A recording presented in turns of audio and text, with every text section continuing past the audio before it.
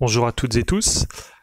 Nous nous retrouvons durant cette période dans une situation un peu particulière où nous sommes de fait éloignés les uns des autres, chacun chez soi, puisque le choix est de ne pas laisser propager ce virus.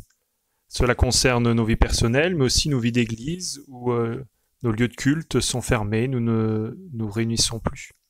Et j'aimerais vous laisser ce texte d'Ézéchiel 11 au verset 16.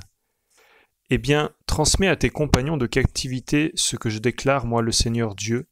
Je vous ai envoyés dans des contrées lointaines, parmi des populations étrangères, mais même là, je suis présent pour vous, j'ai été pour vous comme un sanctuaire. On se retrouve dans ce contexte où le peuple d'Israël est donc éloigné, séparé les uns des autres. Et ce qui est le plus important pour eux, ce sanctuaire, ce temple qui représente la présence de Dieu n'existe plus. Et Dieu vient me dire que même dans ces situations, il est là présent pour vous, pour moi. Qu'en fin de compte, ce qui est important, c'est qu'il est là à mes côtés, que je peux me confier en lui, que je peux retrouver en lui la paix, l'assurance de sa présence. Et ce que je trouve très chouette aussi dans la suite du verset de ce texte, c'est le verset 17.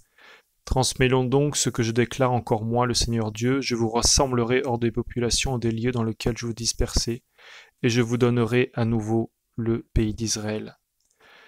Pour moi, c'est un message d'espoir. Nous avons l'assurance du retour de Jésus-Christ, mais nous avons aussi cette espérance que cette période va s'arrêter, que ce soit l'occasion pour nous de renouveler notre relation personnelle avec le Seigneur, d'avoir la certitude qu'il est là présent à nos côtés, et de pouvoir aussi être attentifs les uns aux autres, même si nous sommes éloignés physiquement, que cet éloignement ne soit pas social, mais qu'au contraire nous puissions créer des ponts les uns avec les autres. Que Dieu vous bénisse.